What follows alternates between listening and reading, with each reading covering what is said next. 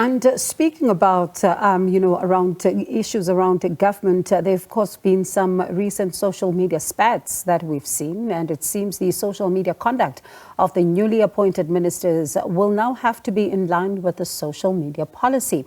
So you would have seen, of course, some of these exchanges between some of these members of cabinet, which some have described as unfortunate.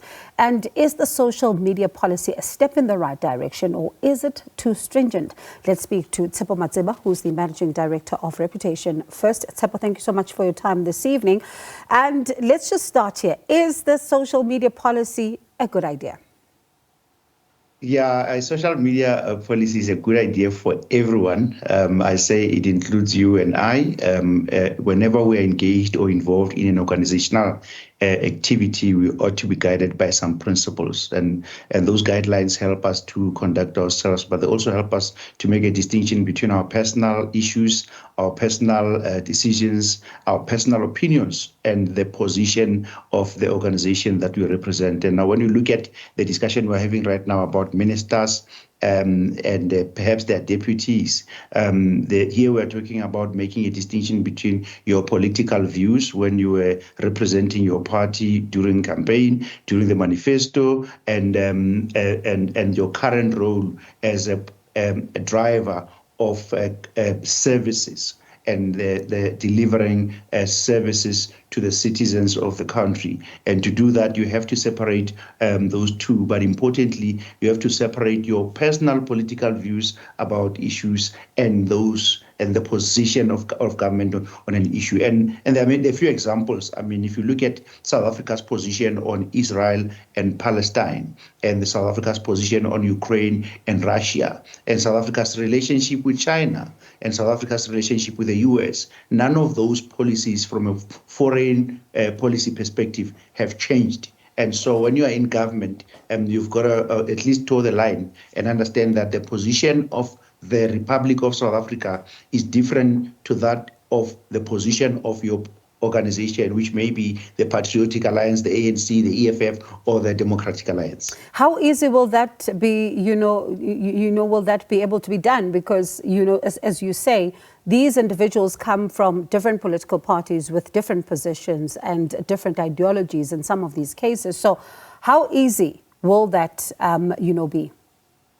No, I don't think it will be easy. I think it will be a very difficult task. And that's why it's important that at least at the bare minimum that somebody has recognized that there's a need to discuss the social media policy or guidelines and take people through a common approach and a common set of themes about what are the do's and don'ts, what are the principles. But it's never going to be easy because politicians you cannot actually separate themselves from being in government and being in politics, representing their political parties. And often they'll be tempted to actually canvass the opinions and the views and the ideology of the party they represent. But what matters here is to set the tone for a conversation about responsible social media usage, especially at policy level, so that you avoid a situation where one minister says something that is distinctly different from the country's position, as in the case with the discussion about Israel and Palestine,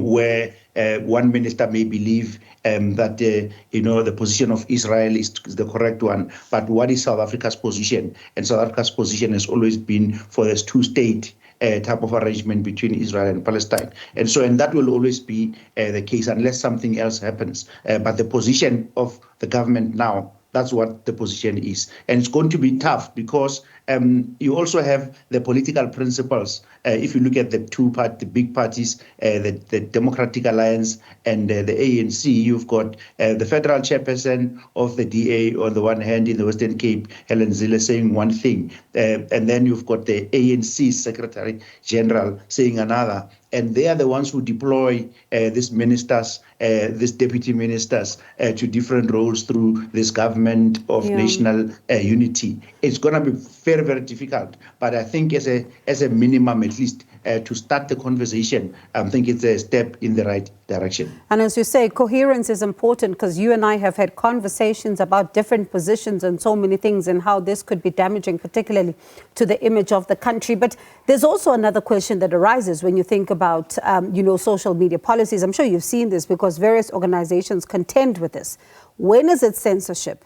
And when is it ensuring that there's one position and people are adhering to the rules?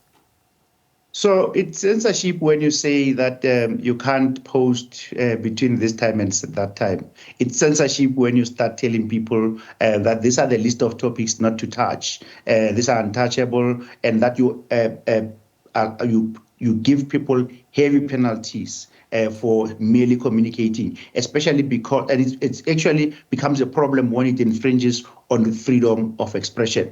But with freedom of expression, when you are in an organization like South Africa Incorporated, there are limitations. And those limitations are often governed by the role that you play, the policies that guide your employment, if we call it that, or deployment or appointment, if we may put it that way, because it can't be a free for all. But the difficulty will always be if we start beginning to gag people, to block them from communicating, to tell them when to communicate. Instead, I think the best practice organizations actually unleash an environment where employees, for example, can participate by being brand ambassadors, and they are equipped with the tools, provided with key messages, with a content plan for the organization, so that everyone knows where they're supposed to stand. And the content plan for ministers, it should be nothing but really the National Development Plan of South Africa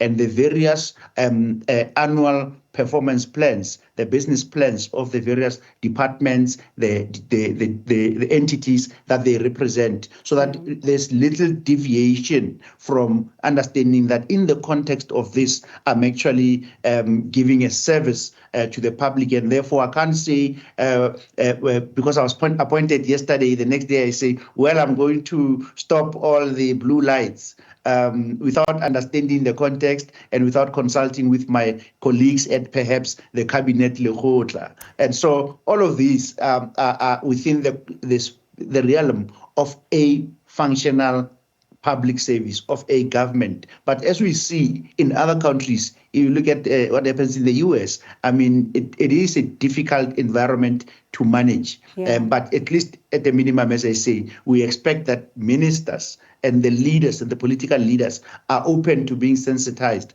about the difficulties that this as reckless commentary may present, as we are seeing as well with, even though they may have been, even though Minister McKenzie may have had a valid point to raise the question, but it is how you raise a question that leads to a conversation that's now perpetuating different perceptions around the world. An interesting, terrain for them to navigate there, and it'll be interesting to see how they behave going forward. But thank you so much for your time, Tshepo. I appreciate it. That was Tshepo Matseba, the Managing Director of Reputation First.